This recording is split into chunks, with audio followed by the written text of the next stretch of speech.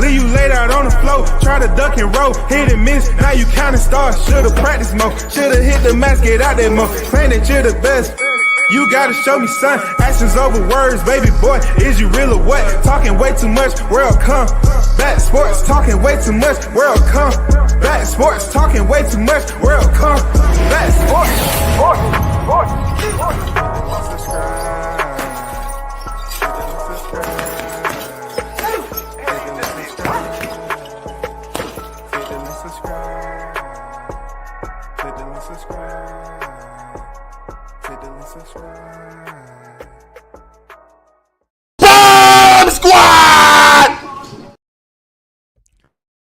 Shout out to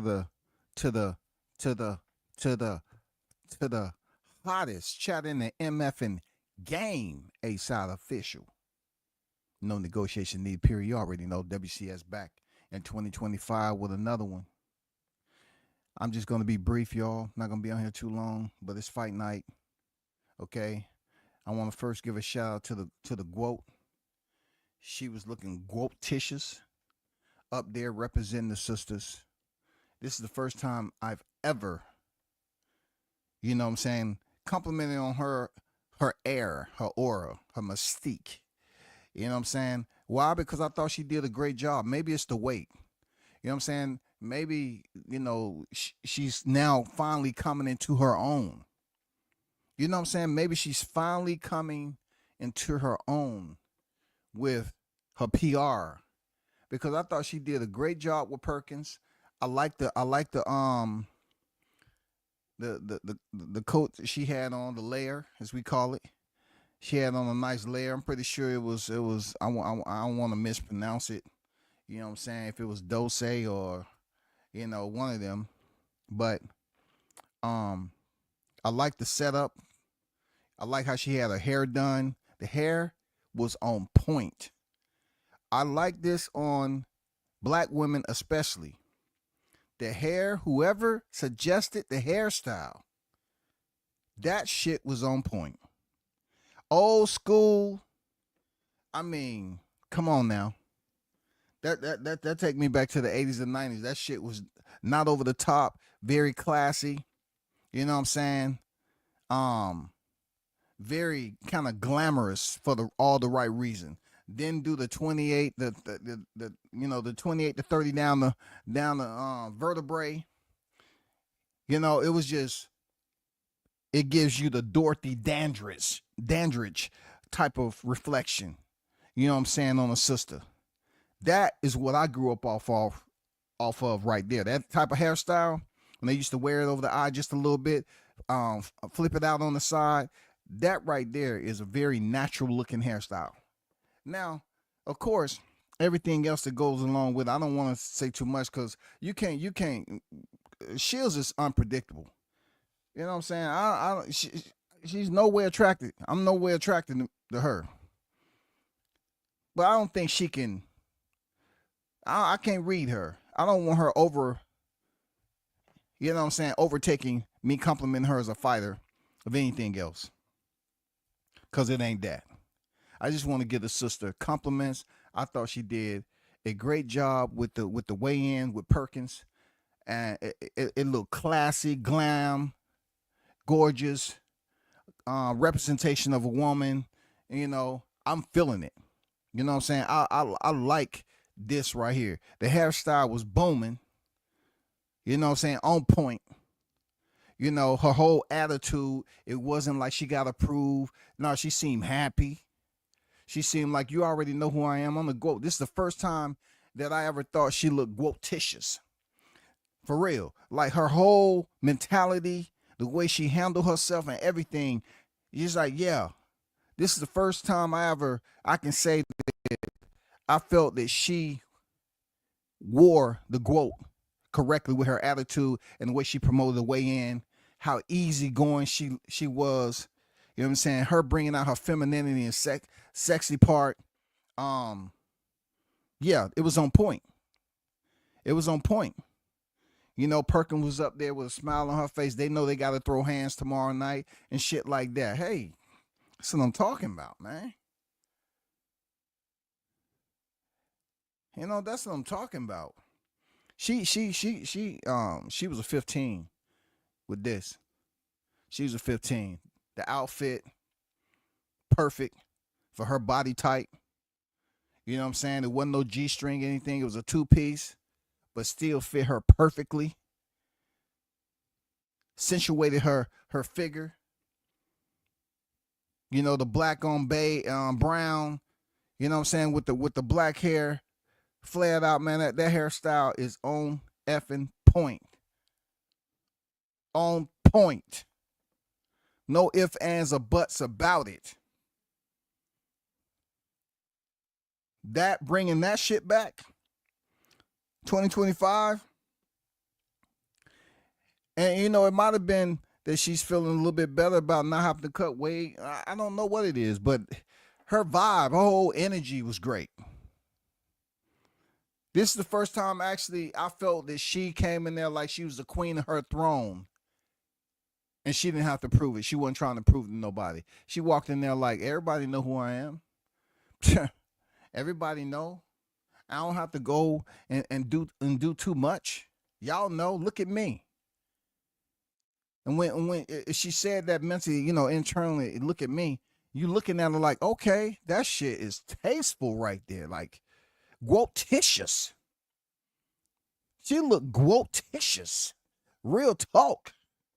She looked GWOATicious up there. I was saying, go ahead, Ebony. Go ahead, represent. That's what you did. She represented, man. You know, I'm elated that, you know, she nailed it. But I'm not gonna go too far in depth or anything.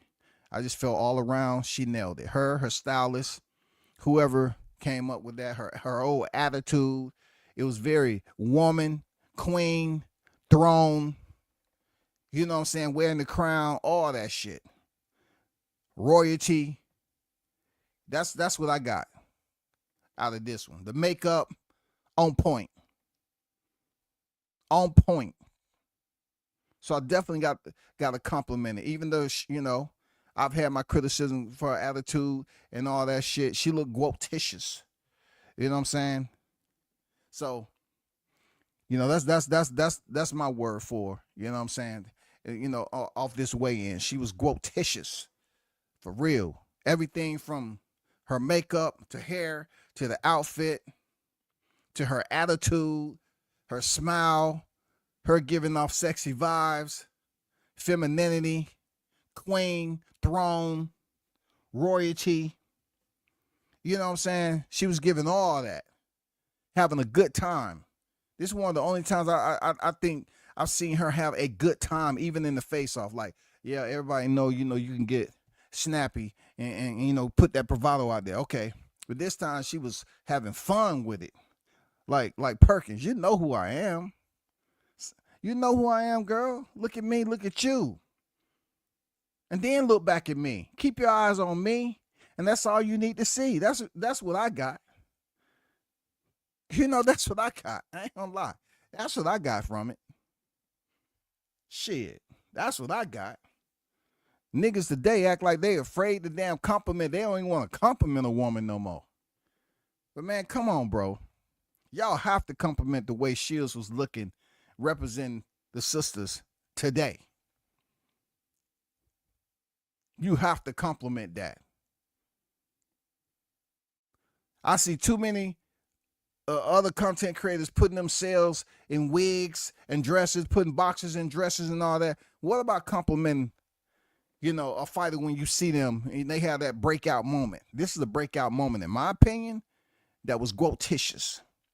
That was a breakout moment for Shields. No ifs, ands, or buts about it. Her whole glow, the whole entire glow she had going on with the makeup, the hair, everything. Way her outfit, way she was wearing that two-piece, everything was on point. Everything. Her smile, everything about her in this weigh-in looked sexy. It gave off sexiness. It gave off glamour, queen vibes, wearing the throne. I don't need to prove to you anything. You know who I am. She pretty much, to me, this is the first time that I felt that she owned the room. You know what I'm saying? It felt like Shields owned the room, and she didn't have to go and you know, try too hard to give you all the behavior and expressions and overdo it. I just felt like she was on point. Everything she had on, how she acted, the smile was sexy as hell.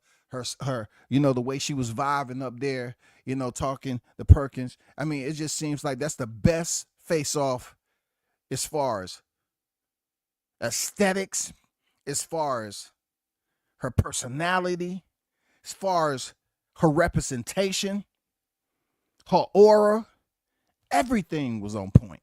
Everything. Her makeup with that hair, man, I don't know about y'all, but look at that hairstyle, bro.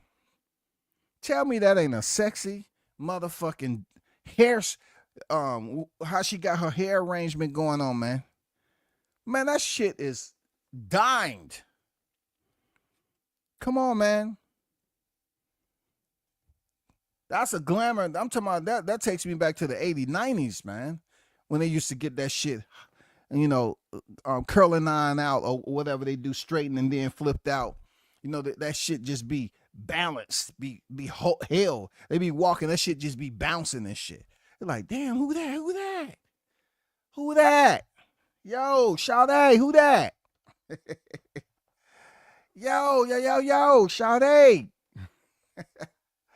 But I ain't gonna take too much time on it. I just had to get a sister, you know what I'm saying, not flowers. I just had to give her stamp of GWOATicious. Yeah, I just thought everything dealing with the GWOAT and delicious, you know, GWOATicious today, you did your thing. Now, whether you keep that same vibe, I don't know. But everything about what you had going on represent the body type, hips, legs, ass, you know, biceps, shoulders. You know what I'm saying? Whoever did her makeup, they on point. It blended in with the shade with her body. Whoever did her makeup and hair, keep them close, goddammit. Whoever was with her before this damn fight week, whatever, I don't know who was with her. Whoever had a conversation with her, man, she was in a good motherfucking mood, dog. That right there is pretty much how you hold the room, man. You own the motherfucking room. You go in that bitch like, y'all know who I am. It's almost like, yeah, you see the arrogance, but it's a good arrogance. It's like a low key, you know what I'm saying, type of arrogance. Not over the top, trying to overly express yourself, you know, overreach. No, her shit was on point, man. That shit was sexy as hell. I like this, you know, especially combat sports. You see women from other countries that's killers, but they have this like sexy shit. You don't see a lot of, you know, American women that's able to do that. It's almost like it's always mean mugging and growl and, you know what I'm saying, just a lot of belligerency going on. But all around from everything, I had to give Clarissa the GWOATicious stamp because she was on point. I looked at her like, man, I'm not the only alpha male that's up here looking at her like she's GWOATicious. You know what I'm saying? She represented the black two-piece, her body shape, everything was on point. Natural Botox, natural booty, no BBL, natural bubble. That's back to the history. That's going way back to the history of the African queens on how they had their body. You know what I'm saying? That just goes to show you, somebody put on some weight, you get a whole nother freaking, you know, physique. The whole entire body composition is different. So I just want to not take too long on that. Salute to you there, Shields. You was on absolute point. You was on point with everything. Your stylist, whoever lined you up with the makeup and the hair was on point. On point. That is one of the best hairstyles that she has ever worn. The way that hair is just laying down on the side of her face and they flipped it out on the right-hand side. Man, that shit is beautiful. And the lipstick. The lipstick complemented the skin tone. Whoever's your stylist, keep them close, yo. She got you looking grotescious. You know what I'm saying? She had you grotescious. For real. It make you down here in the south. Yo, shout, hey, can I holler at you for one? Just for a minute. It ain't gonna be long.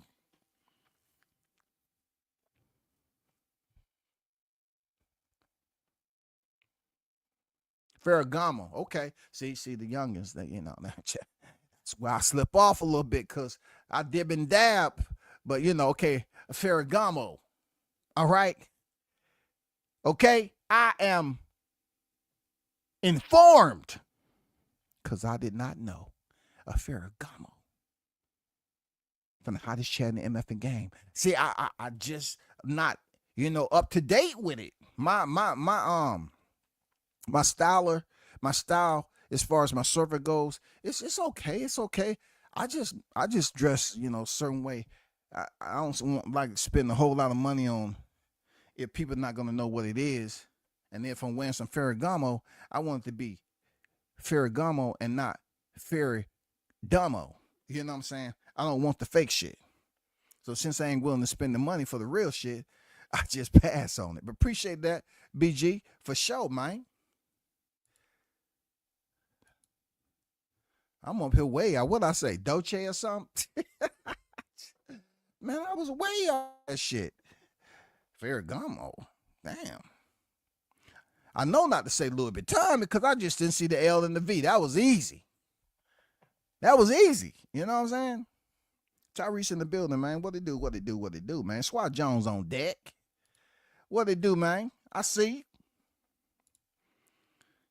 Shields look good today, fam. Hey, man. Hey. Talk to me, man. I think that is. I know for a fact this is the best I've seen with her weight on like this. Shit. Her whole sexy, the way she was exuding that energy out there, that smile. Now I don't know where that shit has been. I don't know where that's been, but when I seen that, that's how you pull a nigga from way far away. Motherfuckers just stop. Hold on, man. Who that, man? Hair bouncing with every step. Who that? Yo, man, let's go. I am seeing. You get closer, you say, dang, that's grotescious. That's Shields, goddammit. Come on, man. If she looked like that in a two-piece, imagine what she looked like when she's got them dressed with that weight on. When she's actually wearing some clothes to complement that. You know what I'm saying? Salute to her, man. No cap, you ain't lying. My first time being speechless due to her looks. Yeah, man, she was on point, man. I ain't gonna lie, man. I had to give it up. I had to give it up. The whoever the makeup artist, the way they complimented and how you put it, imposed her cheekbones. You know what I'm saying? She already has a very attractive complexion anyway. But the way they accentuated, they imposed her cheekbones with the makeup, you know, the eyeliner. I don't know all of what she has going on, but they did a amazing job. Amazing job with the color makeup that she put on and the hair set that she got. You know what I'm saying? And the lashes. The lashes don't look like you have two caterpillars making an early rise up, before spring and shit, trying to crawl from, their cocoon, under her brow. No, they nice size lashes. Once again, compliments. Her whole body, flat stomach. She looks like she's a heavyweight, but her body is on point. Like, her body is on point. Nice slender waist, hips, legs. She got the hips and the legs. So the shit is natural. You can't say she got a BBL because it just is not that. I've seen BBLs down here and they ass look way different than their legs. You know what I'm saying? So yeah, she looks happy. Shout to man, y'all tripping, man. He said, shout out to Papoose. That's the reason why she happy. God damn. I swear to God, my people don't know when to let up, man. We trying to talk about 2025, man. That was last year, bro. There was so much drama to that shit. But hey, man. Hey. He said she looked happy. Shout out to Papoose, man. You know what I'm saying? I just had to jump in a second. What you saying, fam? The picture don't even show the full body tone. She stepped out in that presser. Papoose salute. Yeah, right. Hey, man, she did a thing. I ain't gonna lie. I just feel like, this day and time, some of these men, I can't speak for them, but, I'm always gonna speak on a woman, on a woman. Always. Dudes act like it's something foreign language. They have a type of phobia. Compliment a woman on how she, you know what I'm saying? No. You got to give it up. You got to give it up, especially when they have set that shit off. Like, she really set it off. It's not even over the top. It's not one part about her today. When I saw her walk up out there, I'll say, now that right there, that shields right there, that is glamour. I'm very, very limited and restrictive on glamour compliments. But that, she came in with glamour. Forget everything else, her attitude before and all that. The way she looked with that brown and black Ferragamo, she was looking, ooh, ooh, oh, oh. You know what I'm saying? She was looking, oh, oh, oh, oh. I was saying, damn, GWOAT, GWOAT, GWOAT, GWOAT. Shit. Like, okay. All right, I see you, man. I see you, for real. But hey, yeah, man, appreciate you pulling up, dog. It's about to get a little bit active here in a little bit. Kick off the UC. You know what I'm saying? And get into the night, carry the night, see what's up. Y'all be good. Benavidez by UD is going to be a good one. No doubt, for sure. I got Benavidez too, man. You know what I'm saying? I got Benavidez too. Arnold on deck, man. I see you. What's good, man? Mike on deck. What's good?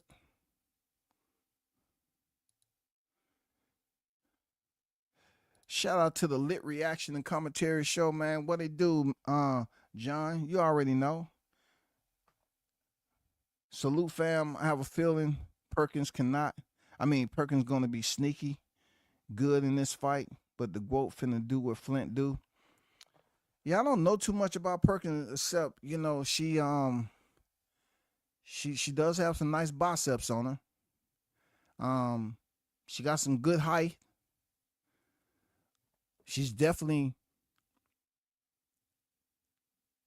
She looked like she's acclimated to this weight class. I don't know what her endurance is like. I don't know too much about her. I don't know what it's gonna be like in there. I know so less of her that I can't even say what percentage of fight is gonna be. Is she gonna go in there and give Carissa any type of look that she wasn't expecting? I'm not able to do that. I don't know because Shadeja Green, for for example, I really thought she was, when I was covering her when she was fighting on the regional cards. I thought she'd be just a bit better here when she actually got the call up, but she just really haven't transferred over. Um, I'm not comparing one black woman to the next black woman. You know what I'm saying? But we're gonna see soon on what Perkins has. She definitely got the body composition, physique. She been lifting weights. You know what I'm saying? She been lifting weights, but it's gonna take more than weights. Going in there against the hand speed and IQ and the heart and everything that deals with technical skills and fundamentals that Carissa Shields has.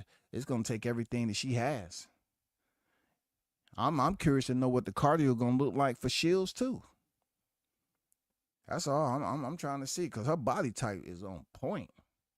Whoever was her strength and conditioning coach, they didn't have her coming in here with no big ass abs. You could tell Carissa got some biceps. I mean, she gained weight in the shoulders. You can tell her deltoids, her biceps, but still, from her neck all the way up to her face, straight woman. She wasn't up there lifting motherfucking dumbbell plates, barbell plates. You know what I'm saying? With a mouth, having a towel in her mouth, trying to get her neck bigger. No. I mean, she sweated everything out perfectly, gained weight. It looked good. You know what I'm saying? Looked good.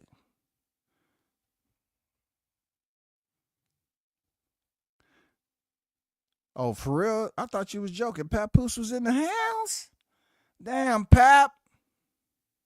I know Pap was like, I might have to hang Charlie back. Right. You know what I'm saying? I mean, Pap, he already, I ain't gonna get in that. I'm gonna stick it classy, professional, and say she was grotitious. You know what I'm saying? That's all I'm gonna do, man. I don't trust, she's allowed to come out and say all these defamations. I gave her compliments, 360, and that's all I can do, goddammit. I ain't gonna take it no further with her and Pap. I like Pap as a lyricist. That's all I can say. Also, we all know what went on here and there and everywhere with that whole situation. But for Benavidez, Morrell, yes, there's a situation that they're supposed to be fighting tonight. I'm taken back a little bit on how overhated Benavidez is. He's extremely overly hated. He's overly hated all because he was going for Canelo, man. Like, it's no way in hell you're going to tell me fans, because a lot of these YTC guys, they probably recreationally hit that snow, that snow powder. You know what I'm saying? That's that freaking nose candy. But yet they acting like he just did it last year. Why are you still so angry about something that man's been punished for? And then when it comes to Canelo Alvarez, clearly the man wanted to fight. People got it twisted. If someone's the number one contender, it's different than being a mandatory. Okay? Y'all need to look that up.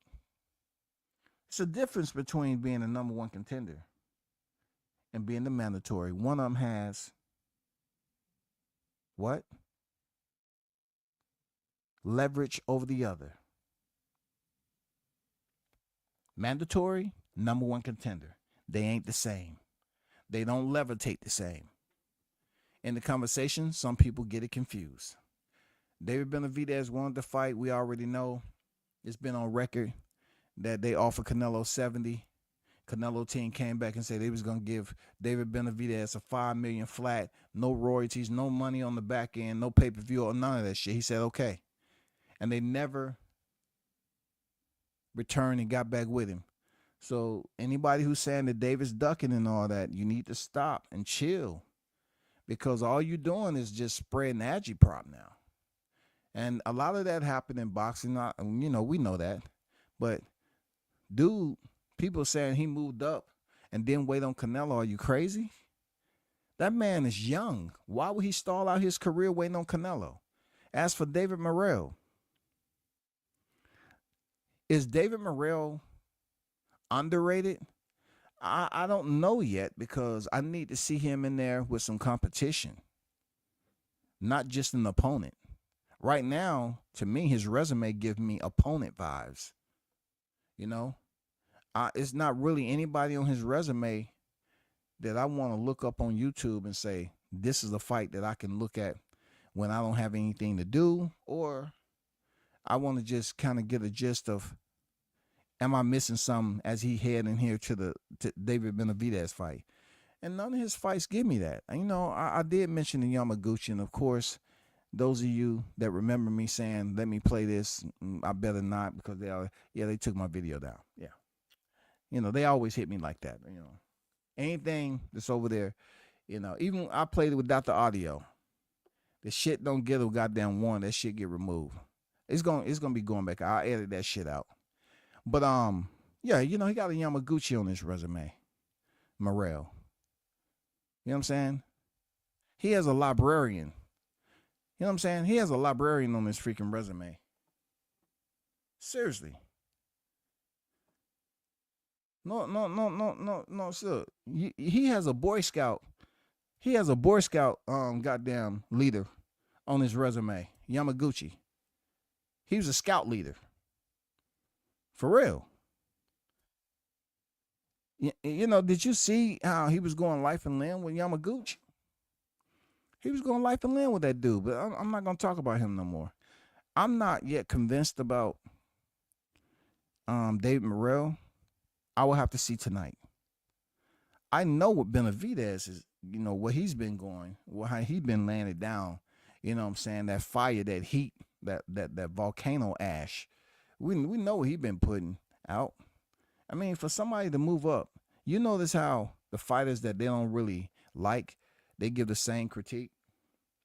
Do you know, like, when David moved up and fought Vostik, they say, oh, he didn't do this. Like, they was barely giving him praise, you know, at 168. But when he went up and he really didn't look dominant against Vostik, they criticized him. Crawford moves up 54. They say he didn't fight nobody, but yet they try to say, oh, he didn't go up there and knock out Madrimov, so 154 is a weight class for a reason. He didn't look as dominant. So you got to get it together. Did they look dominant? If you're going to hold them to a certain standard when they was at the lower weight class, do that. But don't wait till they move to a higher weight class and try to highlight their collective accolades, their highlight points there, and, you know, what was beaming down there as far as their performance value, and then turn into, oh, let me highlight what they did at the lower division to the point of them moving up, and we just didn't see it. We didn't see it happen. That's what we're getting right here from David Benavidez. Haters. They want to say what he didn't do, what he didn't do, what he didn't do. And all of his, not the fact he fought Vostik. You know, at one point in time, Vostik was a very serious name up there. Even he had to defend his title and go over there and fight that guy, Beterbiev, who at one point in time had 100% stoppage. And he met the storm. But also we have to look at, you know, yeah, he took some time off, but David Benavidez wasn't his first fight back, man. Some of you all just be creating these storylines and they're untrue. You cannot sit up here and say, you know, he didn't look good against Vostik. He got the win. I mean, what do y'all consider a win? I'm gonna tell you something you should take in deep consideration, you haters. A win is a win. If you looked at the Paris Olympics, and when Nora Lyles won that 100, it was damn nearby a fraction where they had to go to the damn picture. But he still stood on the podium with gold. I mean, What is there you don't get? Sha'Carri Richardson. She came in close. Picture, she earned the win. She stood up there with gold. I mean, what? I don't know, man. Well, I forgot she won the. I think she didn't win the gold in the 100 in the Paris Olympics, but she did win it in Worlds. That's when she had her breakout. She came back and people was wondering because she got suspended one time for marijuana and shit like that. What's her name won it? But anyway, you get what I'm saying. I just look at it like when it comes to the American boxing fans, when you earn a win out here, it's almost like you have to still go through entire different extra credit. You got to take an extra credit examination to basically accreditate. You already got the win. Now we need to accredit it. We need to get you accredited. So you go through this examination with us, and we're going to see if it's really a win that we need to brag about. No, man, that's fucking selfish, bro. You know? That's selfish. It seemed like, you know, these fighters, I mean, American fans are up here like trying to hold these fighters to this strict standard for which they don't even hold themselves to in real life. That's the wild part about it. I think Benavidez, his experience. I mean, why certain haters don't want to talk about his experience like it doesn't exist for the life of everybody. You know what I'm saying? I don't get, nor am I trying to understand how you can look at the numbers of David Morrell's resume, also assess the quality of opposition, and then render a very legitimate resolution as to why you think of his resume the way you do. If it is met with criticism due to the opposition not being on the level of the names that's on David Benavidez, then it's warranted.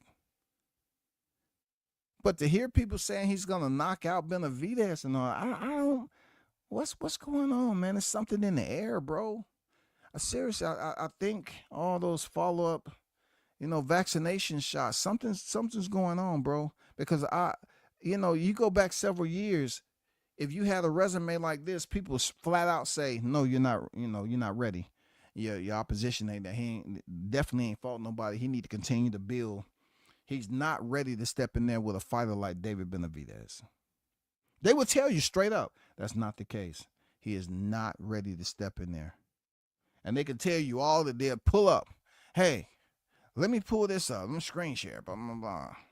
Okay, look at this right here. Now you tell me, who is his best opposition? And once you go through the best opposition, then they're going to give you another breakdown.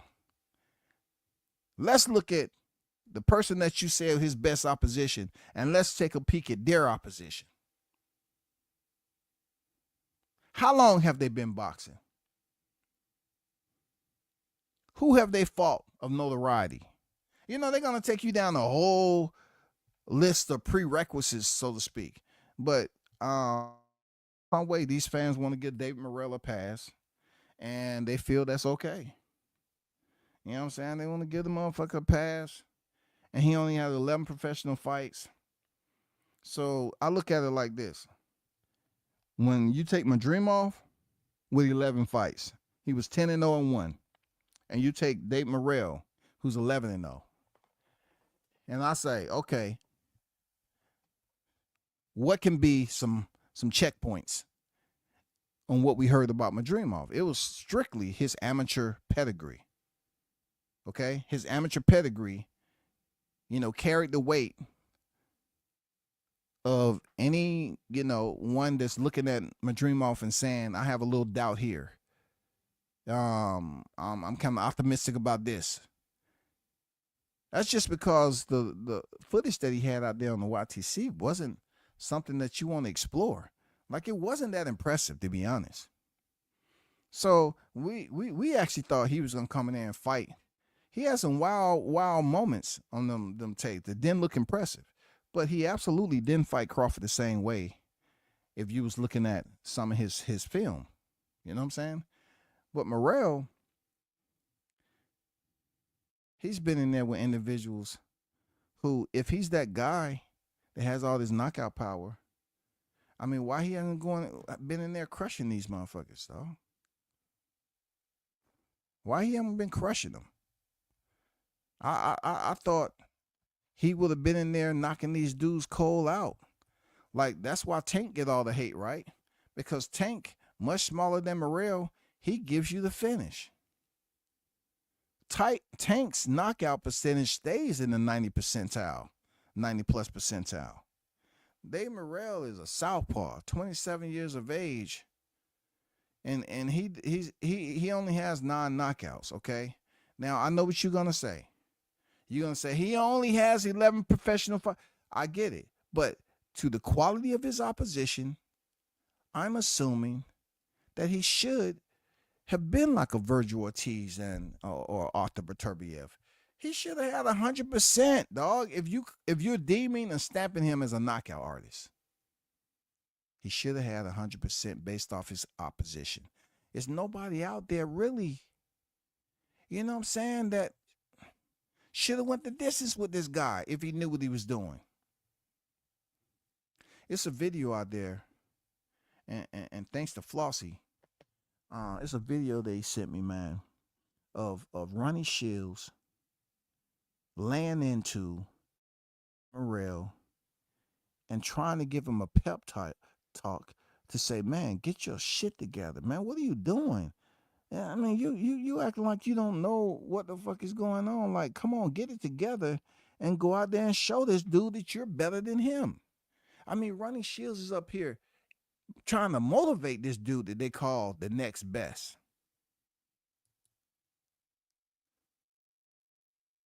Like, he was just short of somebody. You're a fireman, a Cuban fireman.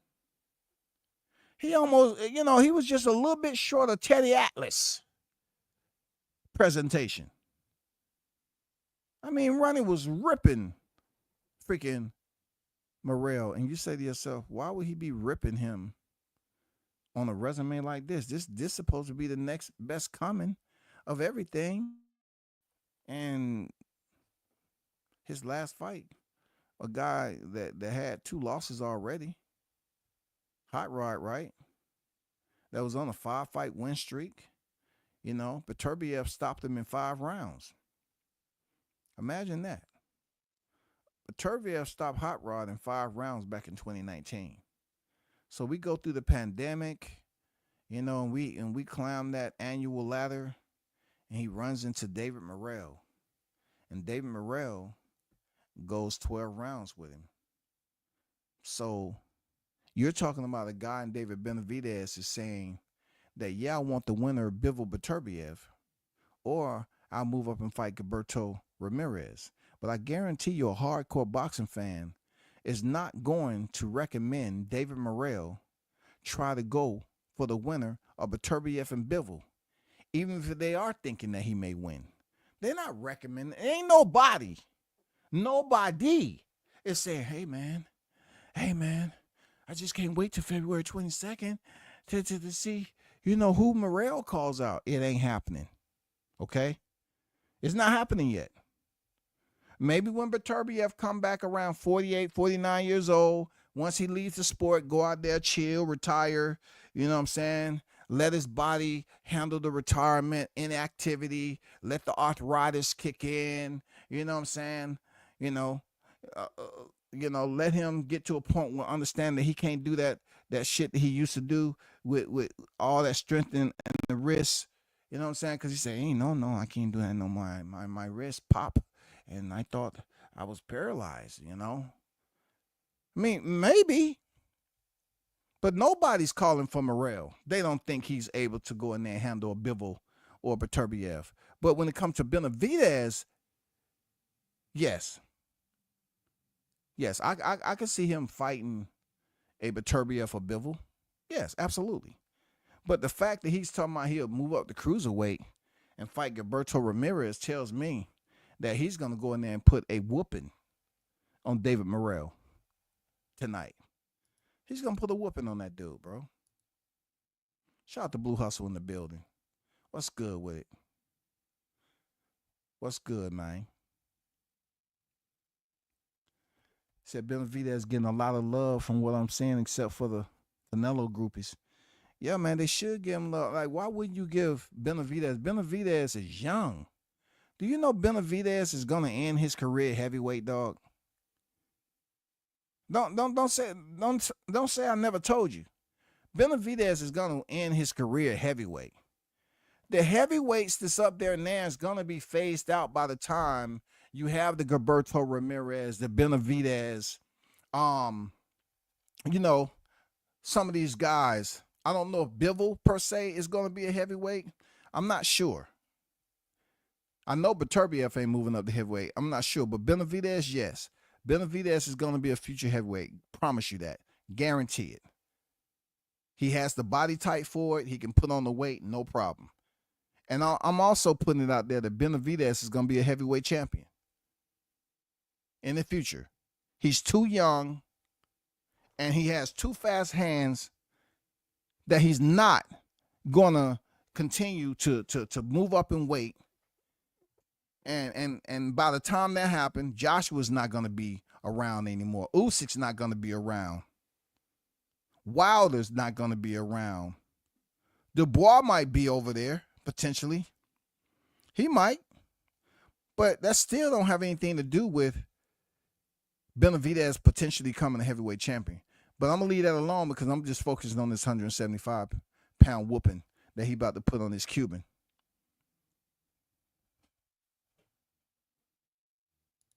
Kamel made weight to his weigh-in, was in the corner by the vending machine somewhere. Yeah, you know, I was looking at Kamel Moulton against Cuba, right? And I'm not going to hold you, bro. That fight was entertaining as shit. Like, Kamel Moulton is an entertaining fighter. I just, as an elder statesman, I just feel a little bad if that was my kid. I will have to have a talk. I'll say, son, just work on your defense, or else, damn, you figure out what the hell you talking about. I'm gonna have to wear those earbuds that translate motherfucking conversation. No matter what damn language you speaking. I'm gonna have to wear them bitches and put closed caption on that bitch, just to understand what you're talking if you don't work on your defense. He's an entertaining fighter, but he isn't Tank. I know he's not trying to be like Tank, but that dude is going all out. Rock'em sock'em. It seemed like he got some very respectable cardio, but he needs to work on his defense, get slick. I was seeing him, look at that fight against Cuba. I saw him do some shit. I'll say, damn, this kid's mad talented, bro. But I really don't know the longevity. Him being so freaking young, I don't know how long his career is going to last. I don't know, man. Like, sometimes you can tell and listen to certain fighters on if they're going to be punch drunk quick. Because it's not so much of them being hit, at so many times. It's the fact on how they're wired up top, because it really deals with your neurological headquarters. You know what I'm saying? It really deals with your brain housing, for real. Just like Amir Khan. Nothing you can do for Amir Khan, no matter who he fights. Amir Khan, he has that neurological glitch that it shuts off when his brain is jolted. There's nothing anyone can do. You know what I'm saying? It's nothing. Just like Tito Trinidad. He would get knocked down, but yet he'd get back up and he'd perform a bit better. It happens, man. You have certain fighters that get dropped, and some of them, stay down. Some of them get back up, and they live the fight on to another day. But for Kamel Moulton, I'm glad he made weight. He's an exciting fighter. It just would be good if he didn't try to sit down on all his fucking punches, because I just think his hands is gonna give out on him. You know, you got to think about your shoulder, elbow, wrist. Then you have to think about your knuckle set, your knuckle properties. I mean, you have to think about your knuckle properties, dig into the body. And that's the beautiful part about his game. He's not just a headhunter. That motherfucker takes out them shovels and he start digging in your rib cage, bro. You know, he start using that shit like an excavator, bro. For real. Like he's exhuming bodies from your rib cage. But he gets cracked. Kamel Moten be getting cracked. And I say this youngin is not going to be any good by the time he's in his late 20s. This ain't amateurs no more, bro. Somebody help Kamel Moten work on his defense, because that dude is a hell of a motherfucking exciting fighter. I ain't going to lie to you. Dude is hella exciting. When you want to talk about action, when you want to talk about grit, when you want to talk about the OK Corral, a shootout, you know what I'm saying? A firefight, tit for tat, mano a mano, that's Moten. I can't freaking dog him out nothing about his intentions. He got that dog nations mentality, go after you. He hunts. You hit him, he's going to come back and get it. You do see them signs of tanking there, especially with the left uppercut, how he leaps in there, leave his feet. He got that shit. He's this young, he's able to damn send that shit. He mad potential. But I just want, little youngin, I just want you to work on your defense, bro, so you won't be punch drunk too early. That's all. That's all, man. Because you give me those vibes. I mean, not vibes. You kind of give me those signs. You know, they're the telltale signals that you're gonna keep on getting lit up. And look, check out that MMA fighter, Nam Pham. I think that's his name. I followed him for when he was, you know, going into the UFC and all that. How he used to talk when he first was young in his career to how he talked now. You can barely understand what he's talking about. You can barely understand what he's talking about, bro. And shout out to Mr. Gumbo, aka Hot Grease, in the MF building. What's good with the Gumbo? With the $10 super chat on deck. Much appreciated. One love as always.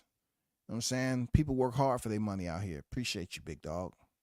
He said the Mexican monks are about to Bud Crawford beat down or Spence to Morrell. Yeah, man, I do look at it like he should be able to, you know, people act like he's losing, you know, he was losing his mind and shit like that. No. He gave the exact same energy to Caleb Plant, if not more. He said he wanted to fight Caleb Plant in the parking lot. I mean, come on, let's not act like this dude has not given you all the signs that he has that switch in him, that he turns on at ease. Easy. And he's giving you full pledge intensity.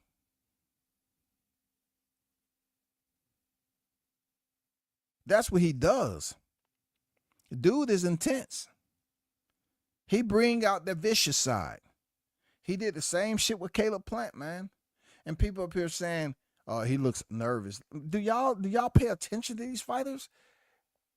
How you saying he looked nervous because he was up there doing the same shit he always do? Benavidez, y'all remember what Jose Benavidez did to Crawford? Both of them Benavidez brothers are they're wired pretty different, especially Jose. You know what I'm saying? These guys are the one who showed up to Caleb Plant's gym and they got into a fight, him and his people. So come on, y'all up here talking about he nervous with Morrell. Bro, he is not nervous, man. Man, he been beating up people since he was a chubby kid. Come on, man. No, hell no. Much appreciated, Gumbo. Much appreciated, man. Always. But that's where I'm at with this fight night. I just can't wait for it to pop off. You know, everybody got their prediction. and so forth. I'm really not giving a fight card prediction because that gets pretty challenging. You sit up here and give predictions on 7 fights, and you're wrong 5 out of the 7. You know what I'm saying? It really does nothing except it's good for talking points. That's all. It's all. Um,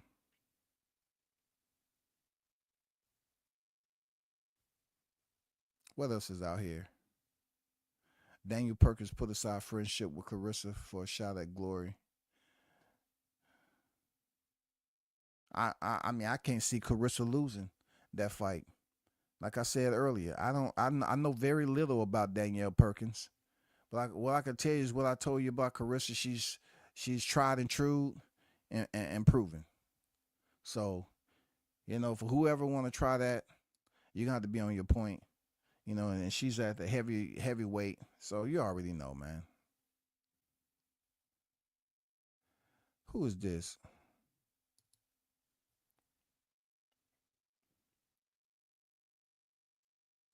Sean Porter sees Canelo Alvarez and Terrence Crawford as a 50-50 fight. There goes Sean Porter coming back out here, talking. You know what I'm saying? Just rambling. What y'all think? They're up here talking about that Morrell must attack Benavidez's body. When has Benavidez showed the Keith Thurman effect? Like he has issues. Like he's the Michelin man. When have we ever seen that shit? I can't remember when I seen Benavidez having issues. Now Morrell, he came in there with a 6-pack, yes, but you can clearly see that Benavidez wasn't as his definition wasn't there. You know what I'm saying? I guess he was working heavy on that breadbasket because I guess when people look at Benavidez, they say fat kid. He's still fat. But it's a lot of fat dudes out here that can throw hands, and you hit them in the midsection, it don't do anything unless you really know how to turn it over. If you just hit them in the motherfucking belly, a lot of times them motherfuckers keep on fighting. It's how you hit them in the belly. You know what I'm saying? Turkey Al-Sheikh wants tonight David Benavidez versus Dave Morrell winner to challenge the winner of February 22nd. Peterbiev and Dmitry Bivol. So I'm pretty sure with Turkey Al-Sheikh putting that out there that David Benavidez is going to be present for the February 22nd.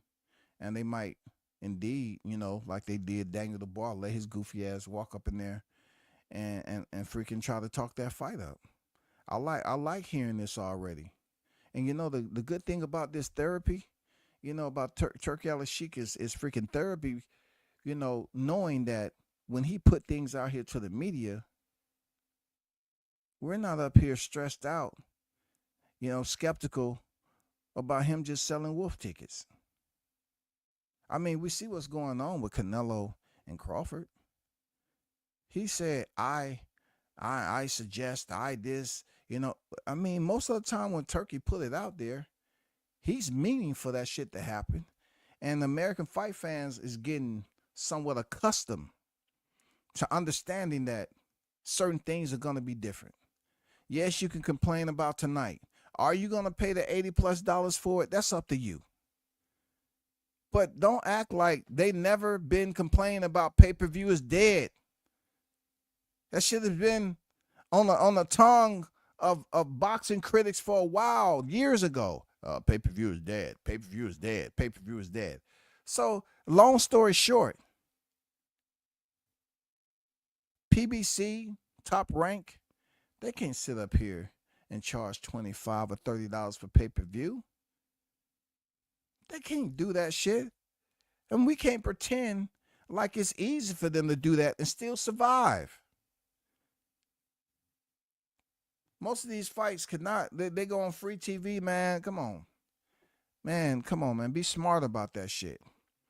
Don't now try to compare the way business is being ran with Turkey Al-Sheikh in his position of royalty to one of these promoters over here, whether it be Bob Arum or freaking, TGB. Don't do it.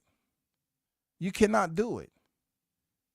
No promoter over here can automatically just make the decisions. We have never had a promoter that's been in the position of Turki Al-Sheikh. And Turki Al-Sheikh is not even a promoter. But we've never had anyone that was a part of promotion, a promoter over here. The Bob Arums, the Tom Browns, Oscar De La Hoyas, you know what I'm saying? Eddie Hearn. Eddie Hearn is not even in a position like that to just make those decisions and fights and build these incredible fight cards with these big names. He can't even do it. Turki Al-Sheikh is not even a promoter. But every time you turn on X or you read something on IG, Big Turk, he's putting information out there and no one's questioning it. No one's going to question February 22nd, how many numbers it did. Look, because the scale, the metric is different than what the U.S. is used to. The U.S. is used to hearing pay-per-view is dead, but yet you're still being charged $70 from $50 to freaking $90 on up. You know what I'm saying? We've gotten that. We can complain all we want about it, but it's not going to do anything. When Turki Al-Sheikh does it, you can't be goofy and say, well, this is something that, hold on for a second, y'all.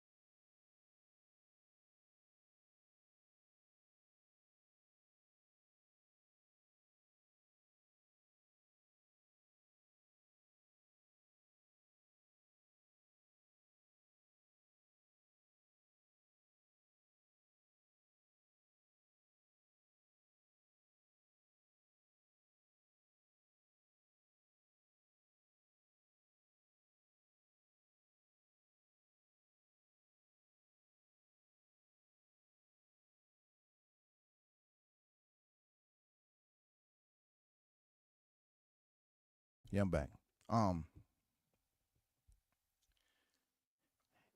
Yeah, we have to understand that if we've never been accustomed to the $20+ pay-per-views hosting a fight card like we have on the February 22nd, let's stop playing these games like all of a sudden you want to hold these promoters accountable. You know the entire format,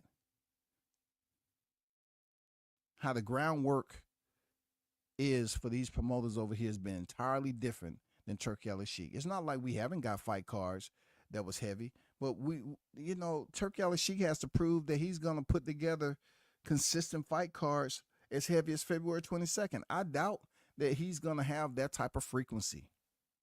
That's a heavy-ass fight card to jumpstart the year.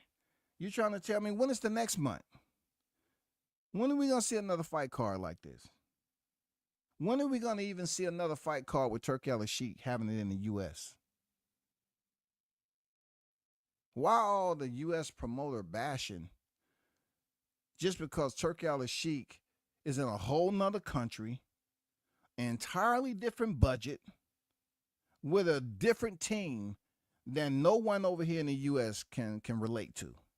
No promoter can relate to what is going on over there in Riyadh season in Saudi. What we do know is that the fighters aren't complaining and the calendar is set. And, as much as we complain about the best not fighting the best, we have an incredible card this month. Incredible card over there in Saudi.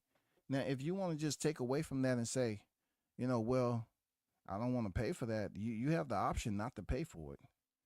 But at the end of the day, the fight is going to happen. Those who wants to support is gonna support and pay the $80+. After this fight is over with, there's gonna be a winner and there's gonna be a loser, and then we're gonna move on. That's just the how it's gonna play out. That's just the way it's gonna play out. Period. But for us over here in the U.S. to act like we can hold the American promoters accountable just because they can't link up and mirror or emulate what the Sheik is doing is absurd. That's absolutely absurd to place that heavy responsibility knowing that the budget ain't the same. And then y'all have to understand also how long is the Turkey Al Sheik is going to be able to keep this fluidity going with the magnitude of these fight cards. Like, are y'all gonna start complaining about Turkey if he put up this February 22nd card and then you don't see another one till October? You think that we're gonna see, let's just say every other month, a fight of that magnitude? We don't even have enough star boxers to put together cards like that every other month. He's trying to put cards together that people are familiar with the names on there, want to see them fight, and have vested interests. That's what he want to do. He's not going to just put on a card just with any set of names. Even if the pay-per-view is $20+, that don't matter. No one's worried about that shit. You know what I'm saying? We'll see, bro. But with all the criticism that's all coming, I mean, you humans, these American humans, you need to, snap out of it. Because you was complaining about us, pay-per-view is dead and all that, us not getting the best fights. Now you're getting fights that you have to witness from afar, but yet you're trying to once again do the exact same thing that was going on before. We don't get the fights, we get the fight. We don't get the fights that we want to see. So you call yourself hardcores, but yet you act like the promoters over here are pretty much working off a budget, or they're financing and promoting their fight cards like Turkey Al Sheik, who just coming into the game. And he's only had one fight over here, one fight card last August. Most of his cards is over there, over where he's at. Yes, it caused a lot to do what he's doing. All the people that he has come over there, man, all the reservation and lodgings, you don't hear a squeak. You don't hear a murmur. You don't hear nothing about no complaints. Or somebody, hey, man, Turkey Al Sheik, the meal that his people prepared, man, the pasta was a little cold. You don't hear nobody saying a mother effing thing. Because they don't want to be blackballed, and they enjoyed themselves. Unlike over here, all these fighters do. The Teofimo, they criticize these promoters in public. Do you think Tio is going to criticize Turkey Al Sheik in public? Now that he's with Canelo and Eddie Reynoso, you think he's going to criticize Turkey Al Sheik in public the way he was doing Top Rank? No, they do it because they feel they can get away with it and there's no repercussions.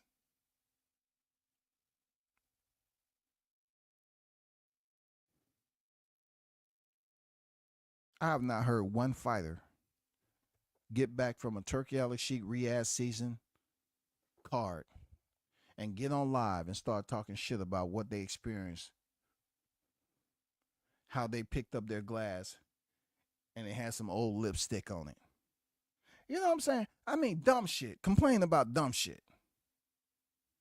I haven't heard not a single human being, U.S. citizen, complain about Saudi.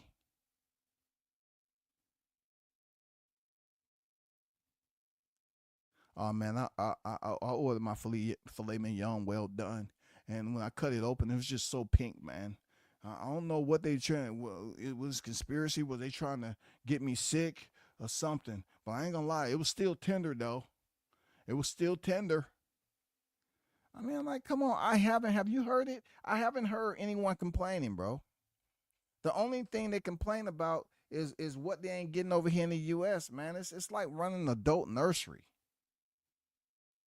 For real, man. They U.S. boxing fans are just so whiny. Turkey is not in this to please you all. He's in boxing to renovate it the way he see fit. That's all.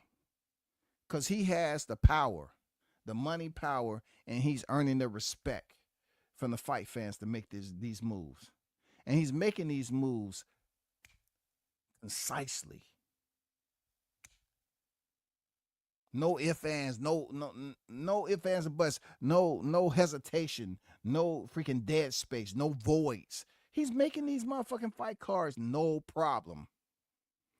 Shit that we talk about for 5 years. Oh man, we want to see Spence Crawford, Spence Crawford, Spence Crawford, Spence Crawford, Spence Crawford, Crawford, Spence, Crawford, Spence. And then Canelo say, "Oh no, he don't talk to me like that. I have it my way only. I'm a prima donna. I'm not worried about that." And what happened? Guess who's over there in the Ring Magazine Award? Canelo. Money talks. All that mumbling, that, bullshit, being cantankerous. Canelo had his goddamn cinnamon ass over there trying to act all hard. I done made all this money. He definitely took that motherfucker. He was there for his flight. Goddammit. Canelo flight probably had a little Shetland pony on that motherfucker too. So because Canelo said it was his companion pony. He needed it there because he loved riding horses. He was probably riding around that motherfucking plane. Probably wasn't too many people on there. He's probably riding that little Shetland pony around in there. The sheik laid it out for him. All the bells and whistles accommodated that man to the tilt. And he got over there. And now all of a sudden we got the Crawford fight. Come on, bro.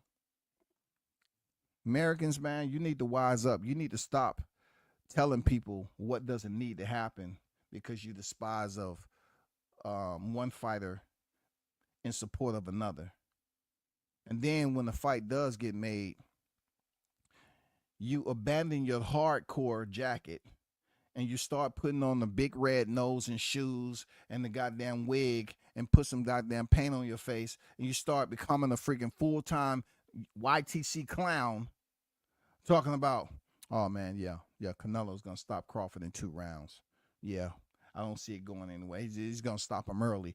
Crawford can't handle this. It's weight classes for a reason. They once was hardcore, so the hardcores knows that the history, we have history of fighters who did some great things. That's why we highlight them, like I said before. We bring them to the front. We bring them out of the archives and say, this is what so-and-so did. But then in this day and age, you have people that act like, I don't want to, use my capabilities of all the knowledge that I've researched. I don't want to bring up anything that's going to validate what they're saying. I just want to say there's no way it can happen. So you're saying certain fights that was considered a mismatch back in the day, it's no way do you think Crawford can beat Canelo? No way. It's no way. If you cannot see that combat has had duels like this, they have had matchups that it just seemed like, man, it's impossible. I don't see it going down that way. But, they both high-level pugilists. You got cats today that's just saying flat out no. Crawford can't win. Just flat out. Why? Man, because Canelo punches people in the arm. And it's been said through the folklores and shit. All these goddamn hidden secrets that Canelo has this goddamn way of he generates more electricity than a normal human being. And shit like that. So when he hits you and make contact with the arm, it sends shock waves. You know what I'm saying? I mean, come on, bro. They bragging about Canelo hitting people in the arm. That's why Crawford cannot win the fight. Because Canelo hits fighters in the arm. He hit Bivol in the arm, and Bivol went over to him after the fight and said, yeah, you hit me in the arm, so what? That didn't do shit to me. So you got a fighter that's known for doing or executing a certain move. And he had fighters that go in there and go the distance. But that doesn't matter.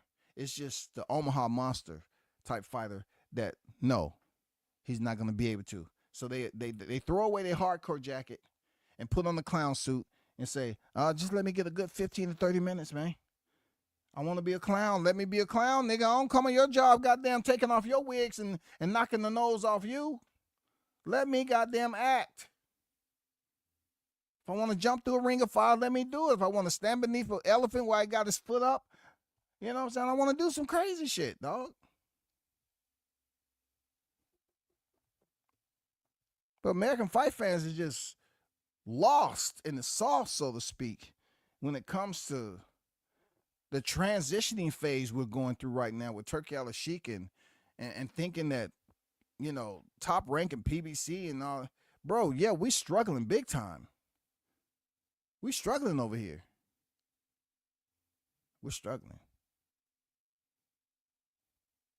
We're struggling. You have the option not to buy this fight. It's your money. You have the option. But don't get it twisted like you're on the committee and they're going to come telling you, you know, Tuesday, we need to talk to you via conference call. We want to get your insight on what went wrong. They're not going to call you up, man. This ain't the first time we had a pay-per-view at this ticket price. It won't be the last. But remember, not too long ago, they said pay-per-view was dead. But yet, we're still having pay-per-views. And now for a certain promotion, it may be far few in between, but we still having pay-per-views. Another wild aspect to it is that we have some certain fights that's on free TV. And then these guys, these fight enthusiasts, they say, that should have been on pay-per-view. But they don't know anything about what's going on with the promotion. Oh, that should have been on pay-per-view right there. You get what I'm saying? That's just wild. I don't want to hear nothing about his hands after this fight. Morrell fighting subpar fight isn't showing good pedigree to me. I agree. I fuck with Benavidez. I just think Morrell got the better pedigree. Oh, so okay, yeah, you are going for Morrell. Okay. See, the people that's going for Morrell for whatever reason, they deem that they see something. Okay, I mean, I'm not here to change it. I mean, if I was really a hardcore Benavidez fan, but I'm just looking at the experience, who he's been in there with, you know, his fighting style, you know, the pluses and minuses that Benavidez, his hand speed, you know, his pressure. He does have a bad habit of squaring up. I don't know if that's going to be one of his cons in this fight, his minuses. If Morrell is able to take advantage of that, I don't know. We have to see. Because something tells me that if he squares up in front of Morrell should be able to land a good solid punch, and we'll see how Benavidez handle it. But on the other hand, I'm curious to see how Morrell paces off the pressure of Benavidez in this fight. Is he going to wither? Will fatigue lead to him being stopped? That's the biggest question mark I have with Morrell. How is Benavidez going to handle Morrell's power? And how is Morrell going to handle the pace of Benavidez with that hand speed and those power shots? I'm curious. You're going to hear a lot about my hands collecting money. Okay. So you're collecting, you're going for Morrell? We didn't bet on this fight, but anyway. You going for Morrell or you going for Benavidez? I think you're going for Benavidez, if I'm not mistaken.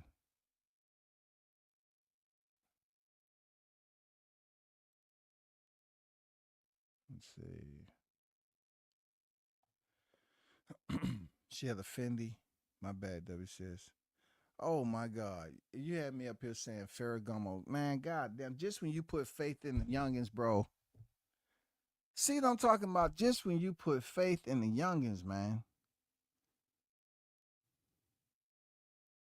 I'm up here saying Ferragamo and it's Fendi. God damn it.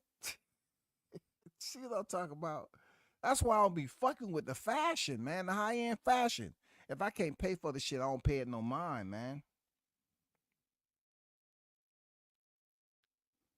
He said, my bad. Damn, man. It go from Ferragamo to Fendi? Man, you know how long it's been since I got down heard of Fendi? She was wearing that Fendi, boy. She was wearing that motherfucking Fendi. Shout out OG Golden, man. What it do, man? What it do, what it do, what it do.